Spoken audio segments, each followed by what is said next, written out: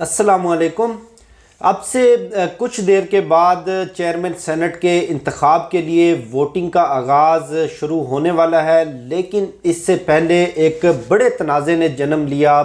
Opposition अरकान की जानिब से इल्ज़ाम लगाया गया और कुछ तस्वीरें और वीडियोज़ भी ट्वीट की गई कि जो पोलिंग बूथ है सेनेट का, जहां पर चेयरमैन सेनेट के लिए वोटिंग की जानी थी, वहां पर खुफिया कैमरे लगाए गए। अब खुफिया कैमरे तो सामने आ चुके हैं, लेकिन सवाल ये है कि ये खुफिया कैमरे किसने लगाए और ये खुफिया कैमरे लगाने का मकसद क्या था। अब ये सवालात तो आप सबके जहनों में होंगे, लेकिन इससे बड़ा सवाल ये है कि ये खुफिया कैमरे पकड़े कैसे गए। आप देखें कि मुसद्दिक मलिक, मुस्तफ़ा नवाज़ खोखर और पाकिस्तान पीपल्स पार्टी के गालबन एक और सेनेटर वो जैसे ही सेनेट के कमरे में दाखिल हुए वो फ़ौरन पोलिंग बूथ की तरफ दौड़े और उन्होंने कहीं इधर उधर नहीं देखा और सीधे जाकर पोलिंग बूथ के अंदर लगे हुए वो सारे खुफिया कैमरे उन्होंने बरामद किए। अब सबसे बड़ा सवाल ये पैदा होता है, क्या मुस्तफ़ा नवाज़ खोखर और मुसद्दिक मलिक की आंखों में कोई स्कैनर लगे हुए थे या उनकी बॉडीज़ के अंदर कोई एक्सरे मशीनें इंस्टॉल कर दी गई थी कि फ़ौरन उनको कैमरों की लोकेशन का भी मालूम हो गया और उन्होंने जाकर वहाँ से वो कैमरे बरामद भी कर लिए। जब ये सारी वीडियो सामने आई उसके फौरी बाद पाकिस्तान तहरीक इंसाफ के मिनिस्टर फवाद चौधरी साहब ने एक ट्वीट की और उस ट्वीट के अंदर उन्होंने एक खुफिया कैमरा, जिसको स्पाई कैमरा भी कहा जाता है, उसकी तस्वीर पोस्ट की कि जनाब अगर कैमरे लगाए जाने थे या अगर हमने कैमरे लगाने होते तो हम इस तरह के कैमरे लगाते जो आसानी से पकड़ में ना आ सकते। अब जैसे ही फवाद चौधरी साहब की ट्वीट सामने आई, उन्होंने जिस कैमरे की तस्वीर यानी कि खुफिया कैमरे की तस्वीर ट्वीट की थी, पोस्ट की थी, ठीक उस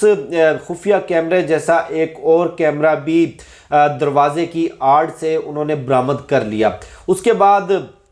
प्रेस कॉन्फ्रेंस की गई। प्रेस कॉन्फ्रेंस के अंदर हुकूमत पर भी इल्ज़ाम लगाया गया और हुकूमत से ज़्यादा जो इनका फोकस था गालम गलोच का, इल्ज़ामात का, वो पाकिस्तान के इदारों पर था। अगर तो पाकिस्तान के इदारों ने ये सारी कार्रवाई की है, एक लम्हे के लिए अगर हम अपोजिशन का मौक़िफ़ दुरुस्त तस्लीम कर लें, अपोजिशन का बयानिया हम मान लें, तो ये ना सिर्फ पाकिस्तान के खुफिया इंटेलिजेंस इदारों की कारकर्दगी के ऊपर एक बड़ा सवालिया निशान उठता है, बल्कि पाकिस्तान की सलामती, पाकिस्तान की सिक्योरिटी के ऊपर भी एक बहुत बड़ा क्वेश्चन मार्क ये लग जाता है कि इस तरह की भोंडी हरकत, इस तरह की ऐसी हरकत के जो बासानी पकड़ में आ सके, वो एक ऐसे इंटेलिजेंस इदारे की जानिब से की जा रही है जो दुनिया में नंबर 1 है। अब ये तो सारा अपोजिशन का बयानिया था। ज़रा थोड़ा सा इस पूरे मामले का न्यूट्रल तज्जिया किया जाए तो आप देखें कि सेनेट इंतखाबात के अंदर नंबर गेम इस वक्त बहुत दिलचस्प हो चुकी है और ये तो आपको मालूम है पाकिस्तान मुस्लिम लीग नून का, मरियम नवाज़ का, नवाज़ शरीफ का ये पुराना तरीका वारदात रहा है कि जब तक इनको नवाजते रहें, जब तक इनके सर पर दस्ते शफ़क़त रखें, जब तक इनको हर तरह के आइन कानून और हर तरह की अखलाकियात से मुबर्रा होकर इनको हर मामले के अंदर, हर इंतखाबात के अंदर तमाम तर कवानीन की, तमाम तर आइन की, तमाम तर अखलाकियात की धज्जियाँ उड़ाकर इनको इक़्तिदार में हिस्सा मिलता रहे, तो सब बिस्मिल्लाह, हर चीज़ बेहतर से बेहतरीन। और जैसे ही इनका एहतसाब शुरू किया जाए, जैसे ही इनको असल जैसे वो क्रिकेट की लैंग्वेज में कहते हैं लेवल प्लेइंग ग्राउंड,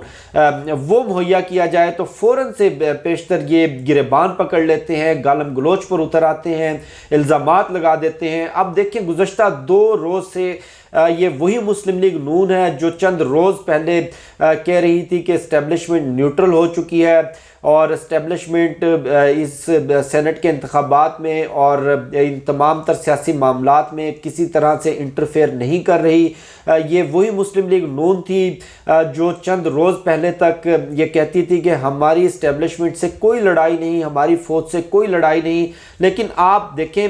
कि जैसे ही इनको सेनेट इंतखाबात में शिकस्त नज़र आई, चेयरमैन सेनेट की सीट के ऊपर इनको बाजी अपने हाथ से निकलती नज़र आई, दोबारा से गालम गलोच ब्रिगेड इनका एक्टिव हो चुका है। मरियम नवाज़ ने कल गालम गलोच की, नवाज शरीफ ने गालम गलोच की। अब वजह वाज़ेह है इसकी, इस वक्त जो नंबर गेम है सेनेट में चेयरमैन सेनेट की इस नशिस्त के लिए वो जो अपोजिशन इत्तेहाद है पीडीएम, उसके पास 53 अरकान की हमायत हासिल है 100 रुकनी ऐवान में, जबकि पाकिस्तान तहरीक इंसाफ को 47 का नंबर इत्तेहादियों समेत पाकिस्तान तहरीक इंसाफ के पास है। लेकिन इस वक्त जो ग्राउंड रियलिटी है इस सेनेट के इंतखाब में वो ज़रा दिलचस्प हो चुकी है। इसहाक डार साहब उनकी नशिस्त सेनेट की जो है वो सस्पेंड भी है और वो वोट भी कास्ट नहीं कर सकते और उन्होंने अपनी इस सीट के ऊपर हलफ भी नहीं उठाया, जबकि जमात इस्लामी वो इन सेनेट इंतखाबात के बायकाट का ऐलान कर चुकी है। पाकिस्तान मुस्लिम लीग नून के एक सेनेटर दिलावर खान वो वाज़े तौर पर कह चुके हैं कि मैं सादिक संजरानी को वोट दूंगा। अब ये 3 अरकान कम होकर नंबर रह जाता है 50, जबकि चेयरमैन सेनेट के लिए